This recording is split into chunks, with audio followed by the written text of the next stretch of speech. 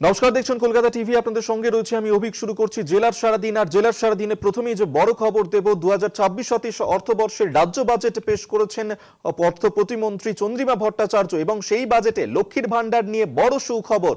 বাড়ানো হলো লক্ষ্মীর ভান্ডারের টাকার পরিমাণ। প্রথমে 500 টাকা করে লক্ষ্মীর ভান্ডারের টাকা দেওয়া হতো, আর পরে সেই টাকার অঙ্ক বাড়িয়ে 1000 টাকা করা হয়। আর এবার সেই পরিমাণ আরো 500 টাকা করে বাড়িয়ে দেওয়া হয়েছে, অর্থাৎ 1500 টাকা করে পাবেন এবার মহিলারা। আর এই ঘোষণার পরেই জেলা জুড়ে খুশির হাওয়া এবং একাধিক জায়গার ছবি এই মুহূর্তে দেখাচ্ছি আপনাদেরকে। ব্যারাকপুরের ছবি দেখতে পাচ্ছেন, পাশাপাশি বসিরহাট, বর্ধমান এবং আসানসোল, এই 4টি জায়গার ছবি আপনাদেরকে দেখাচ্ছি, যেখানে আজকে রাজ্য বাজেটে মহিলাদের জন্য লক্ষ্মীর ভান্ডারে আরো 500 টাকা বাড়িয়ে দেওয়া হয়েছে। আর এই ঘোষণার পরেই জেলায় জেলায় সেখানে উচ্ছ্বাস উন্মাদনায় মেতে উঠলেন মহিলারা। সেই ছবি এই মুহূর্তে দেখাচ্ছি আপনাদেরকে। অর্থাৎ যারা এতদিন 1000 টাকা 1200 টাকা পেতেন, তারা এবার 1500 টাকা পাবেন, এবং যারা তফসিলি জাতি উপজাতিভুক্ত রয়েছেন তারা 1700 টাকা করে পাবেন।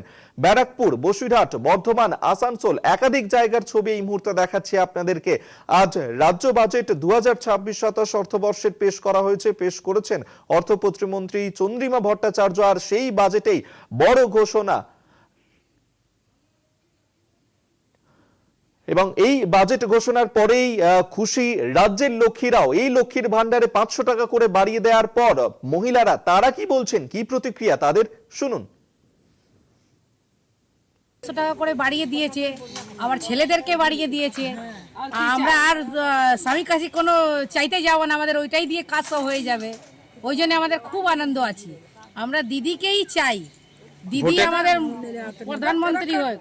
আমাদের 1000 টাকা ছিল, আমাদের 1500 টাকা লক্ষ্মী ভান্ডারে দিচ্ছে। আমরা সেই তার জন্য আমরা খুশি হয়ে মিষ্টি মুখ করছি বা সবাই আবির খেলছি। আমরা মমতা ব্যানার্জির উন্নয়ন আমরা খুব খুশি। আমরা